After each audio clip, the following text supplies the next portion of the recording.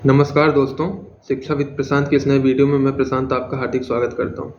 दोस्तों, आज की इस वीडियो में हम बात करेंगे कांग्रेस के सबसे बड़े नेता और केरल के वायनाड से लोकसभा सदस्य श्री राहुल गांधी जी द्वारा संसद में दिए गए एक बयान के बारे में। दोस्तों, आपको पता ही है कि अभी सितंबर महीने में ही संसद का एक विशेष सत्र आयोजित किया गया था।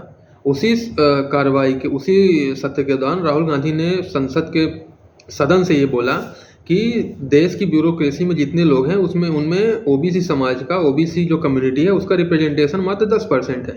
टॉप ब्यूरोक्रेसी मतलब जो जॉइंट सेक्रेटरी हैं या चीफ सेक्रेटरी लेवल के जो ऑफिसर्स हैं, उनमें जो ओबीसी कम्युनिटी का रिप्रेजेंटेशन है वो मात्र 10% है। तो दोस्तों, इस वीडियो में हम ये बात करेंगे कि आखिर वो कौन सी वजहें हैं कि जो ओबीसी कम्युनिटी के लोग या फिर एसटी/एससी कम्युनिटी के लोग ब्यूरोक्रेसी के टॉप तक क्यों नहीं पहुंच पा रहे हैं, जॉइंट सेक्रेटरी नहीं बन पा रहे हैं, सेक्रेटरी नहीं बन पा रहे हैं, टॉप कैबिनेट सेक्रेटरी तक क्यों नहीं पहुंच पा रहे हैं। दोस्तों, अगर हम इसके पीछे की वजह देखें तो जैसा कि आप सब जानते हैं कि आज़ादी के बाद या आज़ादी के पहले से ही एसटी/एससी कम्युनिटी को आरक्षण मिला हुआ था। ठीक है, उसके बाद जब हमको आज़ादी मिली, इंडिपेंडेंस मिली, संविधान बना, तो संविधान में ये एक प्रावधान किया गया कि एसटी/एससी कम्युनिटी को आरक्षण मिलेगा। उसके लिए अलग धाराएं जोड़ी गई। ठीक है, तो एसटी/एससी कम्युनिटी को तो शुरू से ही आरक्षण मिलता था। उसके बाद 1980 में बीपी मंडल जी के नेतृत्व में कमीशन बना, जिसको बाद में मंडल कमीशन कहा गया, और जिसकी रिपोर्ट विश्वनाथ प्रताप सिंह जी जब प्रधानमंत्री बने तो उनके कार्यकाल में लागू हुई। तो एसटी/एससी को जो हमारा रिजर्वेशन था आज़ादी के समय में था वो 22% था। 15% एसटी को, 7% एससी को, और उसके बाद जब मंडल कमीशन लागू हुआ तो 27% जो आरक्षण है, जो रिजर्वेशन है, वो ओबीसी कम्युनिटी को दिया गया। अब आरक्षण देने का मतलब क्या होता है? आरक्षण देने का मतलब ये होता है कि आपको एजुकेशनल इंस्टीट्यूट में अगर आपको एडमिशन लेना है तो आपको वहाँ पे छूट मिलेगी, आपको मेरिट में छूट मिल सकती है, आपको एज में छूट मिल सकती है। सेम है, आपको जब नौकरी के लिए जाना है तब आपको नंबर्स में छूट मिलेगी, आपकी जो मेरिट लिस्ट है उसमें आपको कंसेशन मिलेगा, उसमें आपको प्रेफरेंस मिलेगा, और ऐसे ही आपको मिलेगा एज में रिलैक्सेशन मिलता है। तो दोस्तों, क्या होता है कि अब जैसे जो ब्यूरोक्रेसी होती है, जो top bureaucracy secretary, joint secretary या कैबिनेट सेक्रेटरी जो होते हैं, वो उनकी जो रिक्रूटमेंट होती है वो यूपीएससी के थ्रू होती है। यूपीएससी अपना, आपको पता ही है कि हर साल एक एग्जाम कराता है जिसको हम सिविल सर्विसेज एग्जामिनेशन कहते हैं। ठीक है, यूपीएससी बहुत सारे एग्जाम कराता है, लेकिन वो जो ब्यूरोक्रेसी के सिलेक्शन के लिए जो एग्जाम कराता है, रिक्रूटमेंट के लिए जो एग्जाम कराता है, उसको हम सिविल सर्विसेज एग्जामिनेशन के थ्रू के नाम से जानते हैं। तो दोस्तों, अब आप देखिए कि हर साल यूपीएससी नोटिफिकेशन निकालता है, वही लगभग फरवरी में नोटिफिकेशन निकालता है, उसका मई में प्रीलिम्स होता है और अक्टूबर सितंबर में उसका मेंस, उसके बाद फिर से फरवरी में उसका इंटरव्यू होता है। तो इसका एक बेसिक सिलेक्शन प्रोसेस है यूपीएससी का। अब इसमें क्या होता है दोस्तों कि जो जनरल कैटेगरी होता है उसके लिए मैक्सिमम एज 32 ईयर्स रखी गई है। ठीक है, जो ओबीसी कम्युनिटी है उसके लिए मैक्सिमम एज 35 ईयर्स रखी गई है, और जो एसटी/एससी कम्युनिटी है उसके लिए मैक्सिमम एज 37 ईयर्स रखी गई है। और 37 ईयर्स में आपके लिए कोई अटेम्प्ट काउंट नहीं होते। ओबीसी के लिए 9 अटेम्प्ट होते हैं और जनरल्स के लिए 6 अटेम्प्ट होते हैं। तो आप दोस्तों देखिए कि सेक्रेटरी बनने के लिए, किसी भी भारत सरकार के किसी भी डिपार्टमेंट में सेक्रेटरी बनने के लिए मिनिमम 35 ईयर्स की सर्विस की रिक्वायरमेंट होती है, क्योंकि 35 ईयर्स जब आप नौकरी कर लेंगे, जब आप जॉब कर लेंगे, तो आप तब जाके आप सेक्रेटरी बनने के उस क्राइटेरिया को फुलफिल कर पाएंगे। क्योंकि देखिए क्या होता है दोस्तों, जब किसी भी आदमी का सिविल सर्विसेज एग्जामिनेशन में सिलेक्शन होता है तो उसके लिए पहले उसको कैडर अलॉट होगा, फिर उसकी स्टेट में उसकी पोस्टिंग होगी। स्टेट में वो बहुत सारे पोस्ट में रहता है, जिला पंचायत में रहता है, जनपद में रहता है, फिर उसके बाद कई जगह तो म्यूनिसिपल कॉर्पोरेशन में रहता है, फिर कलेक्टर बनता है, फिर वहाँ से वो राज्य के सेक्रेटरी तक जाता है। वहाँ से फिर वो कभी डिप्यूटेशन में जब भारत सरकार के अंतर्गत आता है तो फिर वो जाके वहाँ पे जॉइंट सेक्रेटरी बनेगा, वहाँ से सेक्रेटरी बनेगा। सेक्रेटरी आप जैसे जानते हैं कि आपने सुना होगा रक्षा सचिव होता है, वित्त सचिव होता है, या और कि दूसरे डिपार्टमेंट के उद्योग सचिव होते हैं। वो उनके बाद एक होता है सबसे जो टॉप ब्यूरोक्रेट होता है, उसको हम कैबिनेट सेक्रेटरी कहते हैं। तो इस लेवल तक पहुँचने के लिए मिनिमम 35 ईयर्स की सर्विस की रिक्वायरमेंट होती है। अब आप दोस्तों देखिए कि जो जनरल कैटेगरी का जो बच्चा होता है, अब आप तो ग्रेजुएशन के बाद वो अपने एग्ज़ाम देना शुरू कर देता है, सिविल सर्विसेज के अटेम्प्ट देना शुरू कर देता है। अब उनके लिए मैक्सिमम एज 32 ईयर्स।